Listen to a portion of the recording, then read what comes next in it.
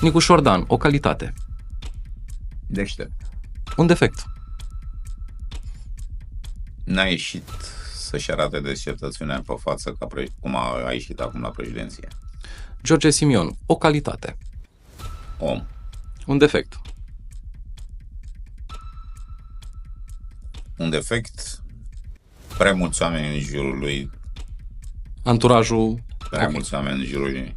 Bun. Traian Băsescu, o calitate. Fer. Un defect. Băsescu l-am și cunoscut, am fost și consilierul lui general timp de 4 ani, 2000-2004.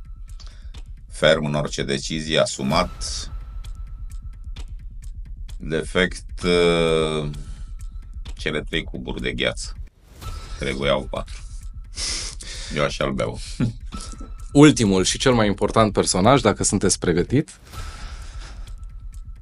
Cristian Popescu Piedone, o calitate. Dacă mi-aș da o calitate, aș spune că aș suferi de narcisism sau lauda de sine nu mirosea bine. Calitatea mea stă în ochii oamenilor lângă care a stat timp de 30 de ani. Caracterizarea mea o fac ei, nu eu. Dar un defect? Iertător, foarte iertător și